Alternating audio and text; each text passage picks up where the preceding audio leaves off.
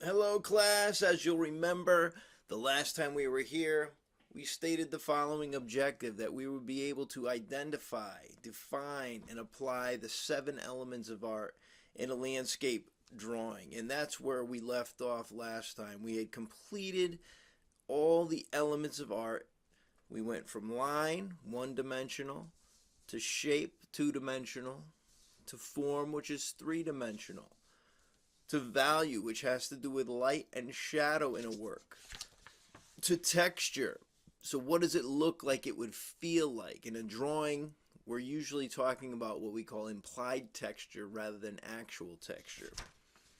Space, the distance. We can use overlapping, we can change the size of objects to make them look closer or farther away, and that's what we call space, the element of space. And the final element is color or reflected light. Remember that your eye sees the light that is reflected off of an object.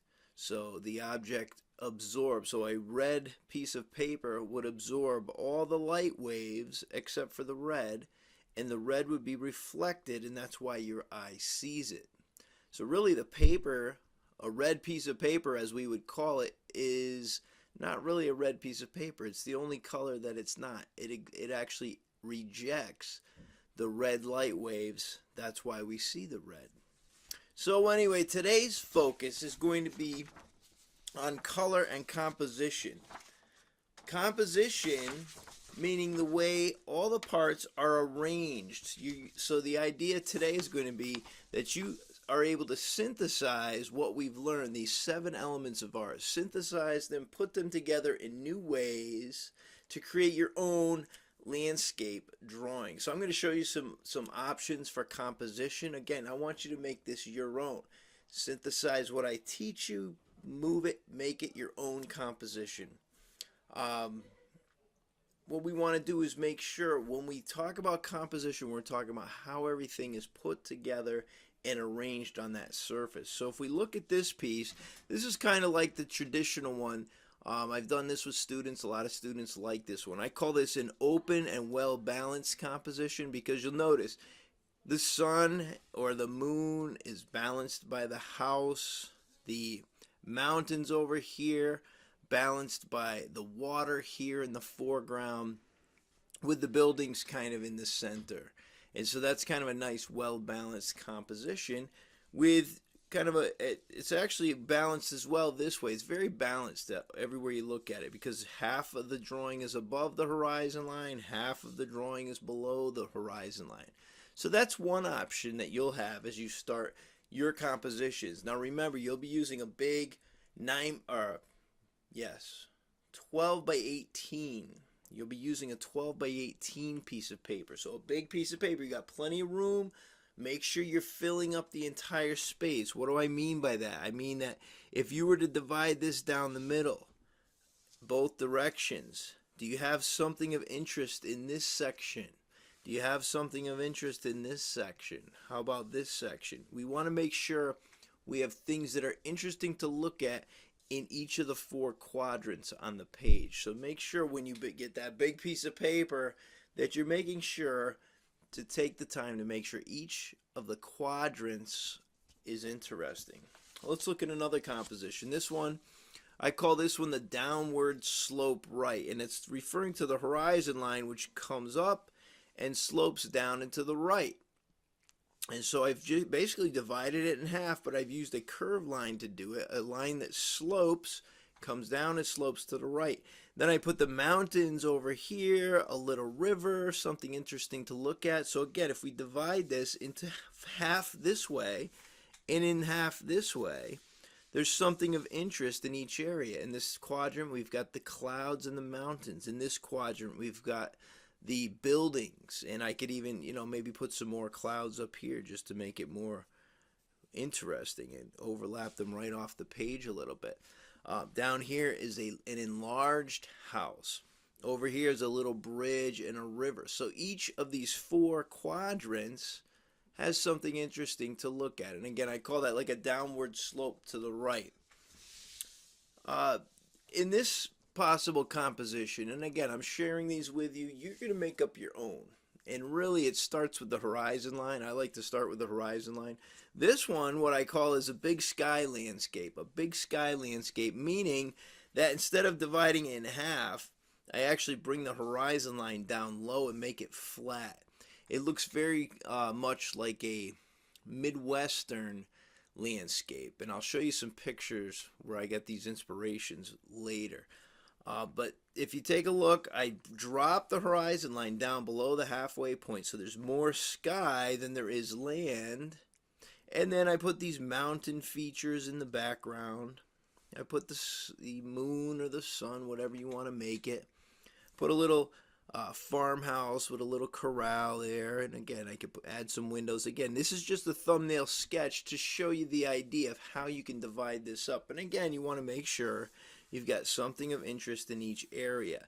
Over here there's not something of interest, so I would want to be cautious that, look, maybe I should either put some clouds or some birds, something, or even an overlapping tree branch with a big leaf or something could go here, just to show that there's something of interest in there. So I might, out in New Mexico, I know they have the big balloon races, the hot air balloons. So I might put a few indications of the hot air balloons. Those are something you might see if you were out in New Mexico. So the big balloon races, and what they do is they have their hot air balloons, and all the balloons have different decorations. So I might put something of interest, like maybe 3 hot air balloons, just something like this. But again, this is going to be done as your final project, so you'll want to do it on the large 9x12 sheet that your substitute teacher has for you as you start to sketch this out. So this is your next move, and we call this the composition part of the design. So again, here's another one. I've added a hot air balloon here. I've got the clouds. This is basically supposed to be the ocean. The ocean curves around. There's this beach area. There's some trees, a little house over here, and then again the mountains kind of coming up, or these hills coming up out of the ocean, which is over here. So there's just another, that's almost a seascape, but it is a landscape. So that would count as well if that's something you wanted to do. Now let me again show you some pictures, some actual pictures, to kind of give you some inspiration here. If we take a look at this piece, and I guess I could use my mouse, and we'll see, notice this mountain is actually a volcano. This volcano seems to emerge out of the clouds here. There's so many thick clouds, and this mountain is so high it actually goes above the clouds, and you can see it going above the line of clouds. And you'll notice there's not a lot of trees because it's above where the trees can survive. The trees can't survive at that high altitude. But then you've got these overlapping hills in the foreground and the middle ground. And again, this big hill coming down. If you watch my mouse, it's coming down. And then here, right here, where the person who took the photograph is standing, are these ruins, these ancient ruins. All right, in the very, very foreground, right up close to us. So that's one example of a kind of a cool landscape. Here's one with a hot air balloon. Look at that. There's a hot air balloon in the middle of this, looks like fog here, but again, it places us in these what appear to be ancient ruins. This ancient architecture of some kind, and we see these mountains coming up, the sun coming out from behind it. Just these lines is what we're trying to pay attention to. How would you draw or outline something like this? So we'll be talking about color here in a little bit, but that's again an idea. Now this one's interesting. This one almost divides it in half with this line right here. This cliff line seems to divide the piece in half, right? Because if you take this big section here, it kind of matches this big section up here. Okay, so again, you see this line pretty much divides this piece in half. This and I wouldn't call this a horizon line, but it is definitely a cliff line dividing the page in half. And then you've got this hill in the background, and then the sky up here. But I think it's amazing that they built this beautiful home, this beautiful palace, or whatever this is, a vacation home on the cliff. So again, that's just another example of a landscape with this idea of space, foreground, middle ground, and background. All right, here's one. This is where I was inspired to draw the one I showed you earlier, this last one that I drew, with the mountains coming up almost out of the sea and disappearing off to the side with this long oval or elliptical shape here with the sea, and then these leaves in the foreground and the beach. And so again, that's just another landscape that you might be inspired to draw. Now remember, you're going to be coloring all these, and we're going to talk about that here in a minute. Notice all the lines here. This looks like an African picture where there's lots of, again, open plains. Notice the trees here with this textured line coming across, and then you've got this another plane here, and then these textured lines again of these trees, almost in these horizontal bands from top to bottom, and then these beautiful little trees here. It looks like perhaps this is where maybe the giraffes would eat, from the tops of these trees. So again, in the big plains, the big open plains, and again there's the hot air balloon theme again. So those are some ideas. Again, I want you to take what you've learned, what I've taught you to draw, and kind of make your own landscape out of it. And again, you can see these are some of the examples. There it is. So there's one with this beautiful green against the blue, and again you see the line here that kind of comes down, outlines the hills, and then stops and almost comes straight across and off the page. So again, there's that long straight horizontal line, and then in the background you've got these overlapping mountains here, and the beauty of the reflection, which we're going to talk about next. Let me see if I can find this one. This is the New Mexico picture. This is where I was drawing the big sky with these beautiful mountains that you would find out in Arizona, New Mexico area. That's where I call this big sky landscape. That's what these are supposed to be. These big, beautiful mountains that are rising up out there in the desert areas. All right. So now let's talk about color for a minute. You'll notice three things about color when we talk about color. One of them is that it's reflected light, and you could see that clearly here. You could see the reflections of these objects as reflected light. You can see this group of trees reflected here, this mountain reflected here. Again, the water acts as a reflector of that light. And so that's one of the things that I want you to include in your landscape, some body of water that reflects the light. And I'm going to show you some more of these. All right, this one here is just tremendous. You see this long horizontal line that divides the sea from the sky, but you'll notice you can see it reflected clearly, the reflection. So that's one of the things I want you to notice when you're coloring. Whatever the body of water is that you're coloring, it should reflect the landscape. So wherever you put your water, I do want you to reflect the landscape. Oh, here's another one. What a beauty. Notice the tree, the fall orange tree is reflected here in the water.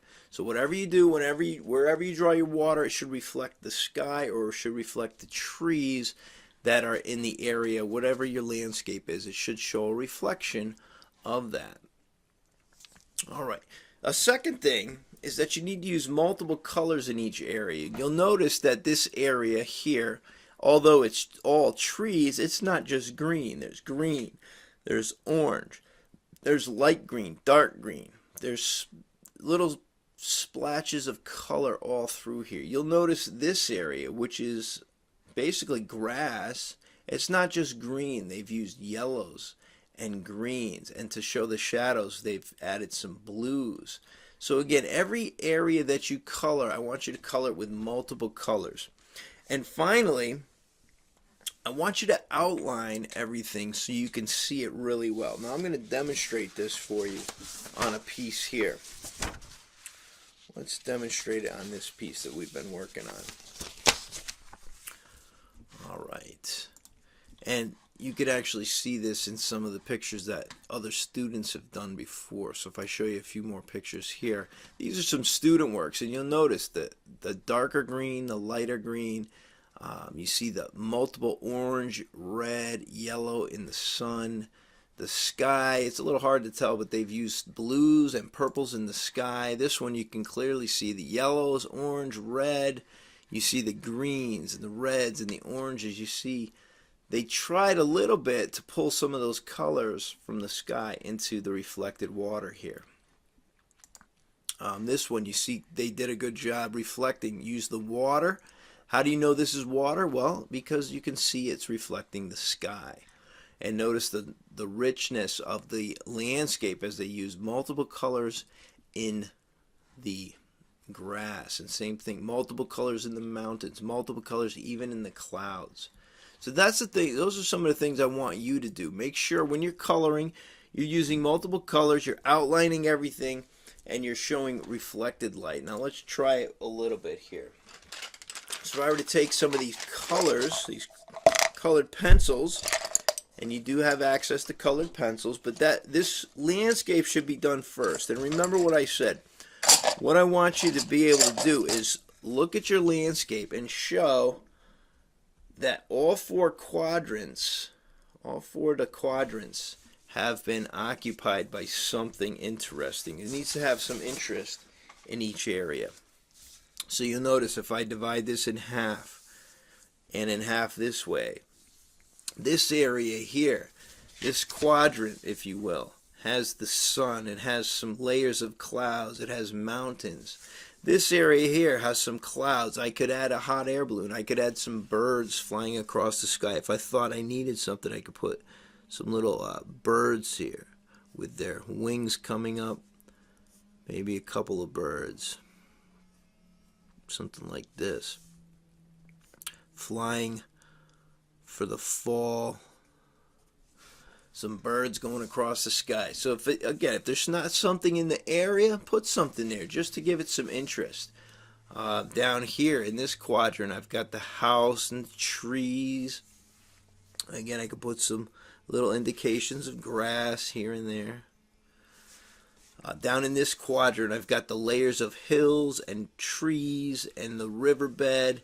So all these things are going to add to the interest, if you will. All right. So as we start to color, let's start with something fairly simple. If you want to make this a daytime scene, you're going to use probably blues or maybe yellows, orange, red if it's an evening scene. If you want to capture the nighttime scene, you're going to use blues and purples. So to do that, I would select the colors that I want, and I would say at least 2 or 3 colors should be used in each area. So let me start with the landscape itself. So if I'm going to make the sky maybe some yellow and orange because I want it to be a sunset, then I'm going to use some greens and some blues like this. So I've got this darker green, this lighter green, and this yellow that I'm going to want to use here for the land itself.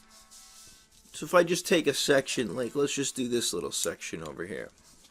So I might start with the dark green and simply begin by outlining what I'm going to color, or kind of redefining each area.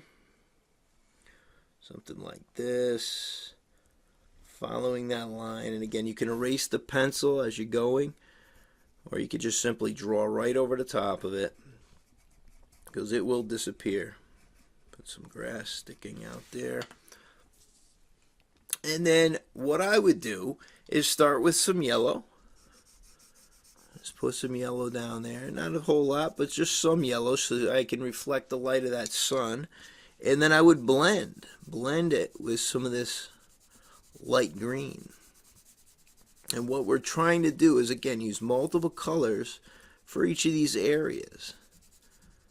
And make sure they're thorough and filled in. Now some of this darker tone green, I might blend that into the background, maybe a little bit here around this water's edge. But again, that starts to come to life as you add multiple colors in each area. Now let's talk about the sky, because I want to show you the connection between the water and the colors that you use for the sky. So if I'm using, like I said, some reds and yellows and orange, because I want this to be kind of a blazing sunset, I'm going to use these three colors. Something like this. And it's up to you how you do that. What I typically will do is I'll start by outlining the clouds, since they are right here. Outline the clouds.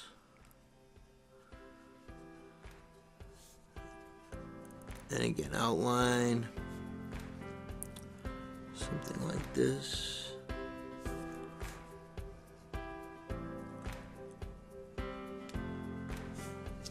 Maybe outline the mountains while I'm over here with a blue, a little bit of dark blue. This is a navy blue.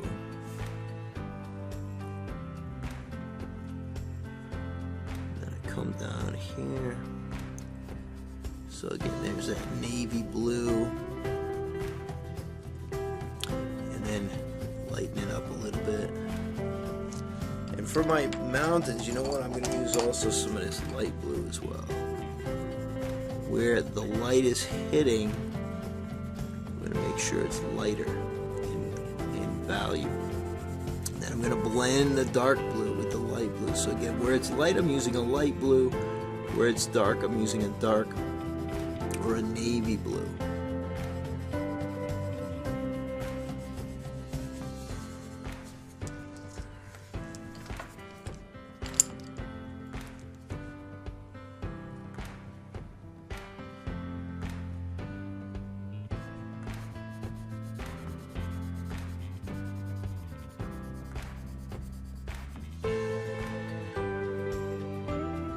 So notice I'm outlining everything to really define it. Outlining helps define the area that you're working on.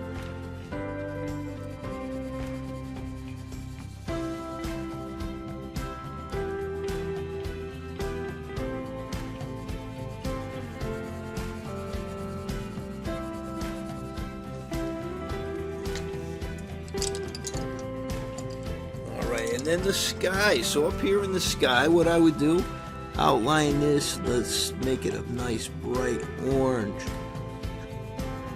So I start with some red, then I come in with some orange,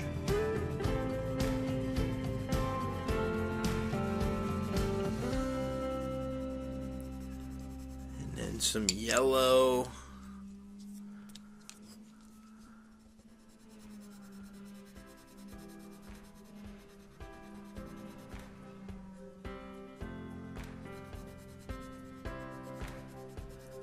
Just like this. So beautiful. And then I'll take maybe some yellow up here. I'm just going to do a part of this. I don't want to take up the whole time, but I'll bring my yellow down, right down behind the sun, right over to the edge of the page. And then I'll start to blend with some orange, blend in with some orange, so that it's a yellow with a little bit of orange to it. Start to darken the orange, start to push that orange down a little bit harder as I come down behind these clouds. Then I'm going to blend back into the yellow on this side, so that yellow is surrounding the sun. And I'm going to blend again with some of that yellow right back into that orange.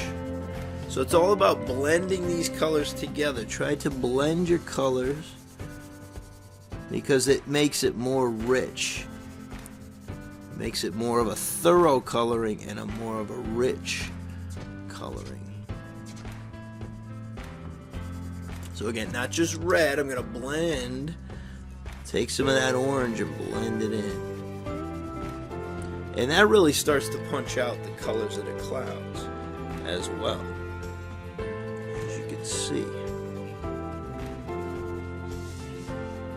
Alright, and then maybe some blues where these darker clouds are here. It's kind of like some rain clouds that are sneaking up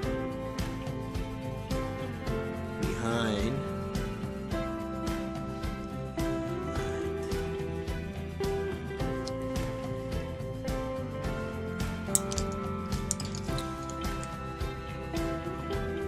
Some red.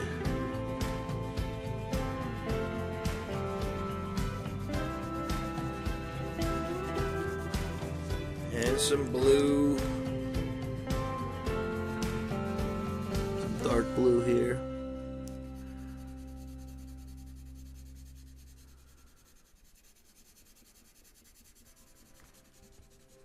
So really just blending and trying to push that out. So you get the idea, and you would continue that all the way across.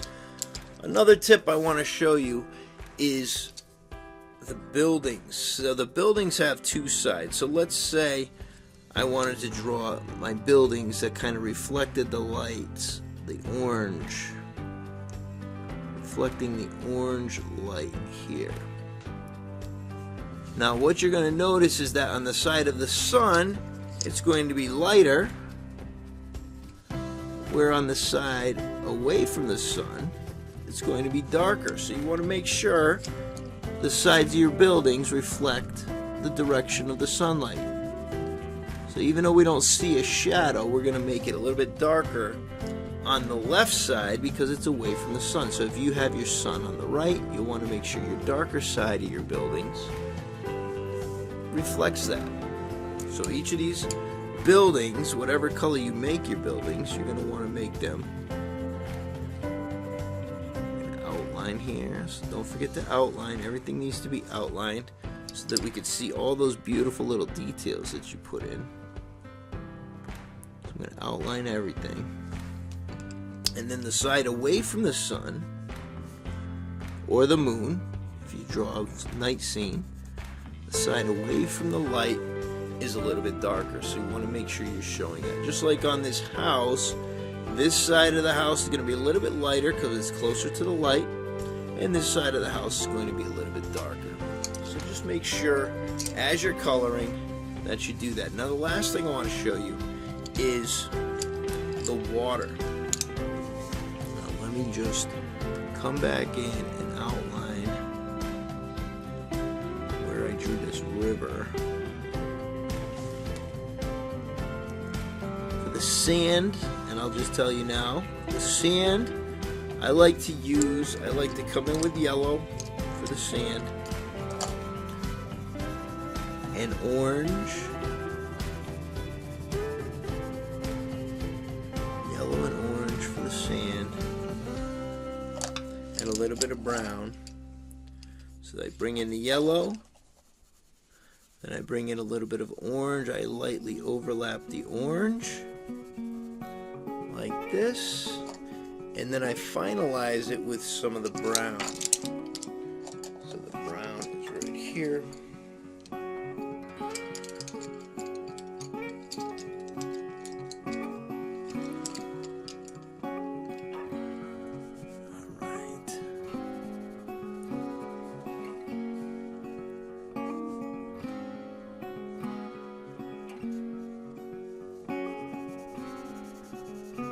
To make it a nice sandy color. So that'll give you a nice sandy color. And I might even take some black and just outline some of these stones to just revise those stones and the little sand. Alright, now the water needs to reflect the light. The water needs to reflect the light. So since I used red and orange and yellow As I use these three colors in the sun and in the sky, they need to be reflected here. So the same is going to be true. So since I went from red to orange to yellow, I need to start from the horizon, and I need to start with red. Red, and I can re-outline again those little reflective lines. So red. I'm going to blend into orange. As the sky gets higher and higher, it gets more orange and then more yellow, and so I'm going to reflect that as I see it here. So again, I want to keep those beautiful little highlights that I drew. So red, orange, and then this is all going to be yellow, and don't forget we're going to blend that yellow. So I'm going to re-outline these, and we're going to start blending some of that yellow. So we see that this is water, and the way we know it's water is because it's reflecting the light of the sky. And I can put some red. Again, it's all about blending. Learning to mix and blend these colors together with each other. I'm going to bring some reds in here just to really bring out that sun. That might be a reflection of the sun right here.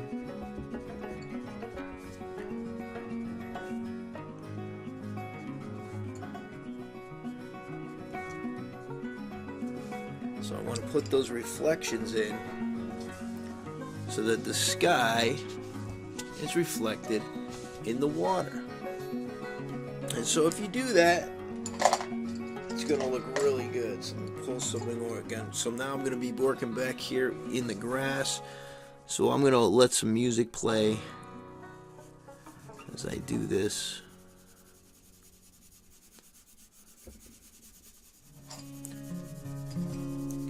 So don't forget, what I want to see,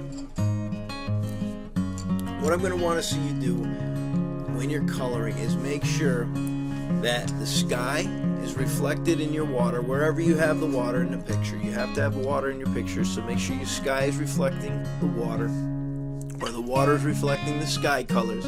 Make sure you're blending your colors. Use multiple colors in each area. And lastly, make sure you're outlining everything. Redefine it by outlining it with the colored pencil first before you even start to color it. And that's going to make sure that you're doing it right and that everything is well defined and we can tell what everything is. So again, here I'm outlining my grass and then I'm coloring over it just like this. Maybe even some yellow to show the light of the sun reflecting off the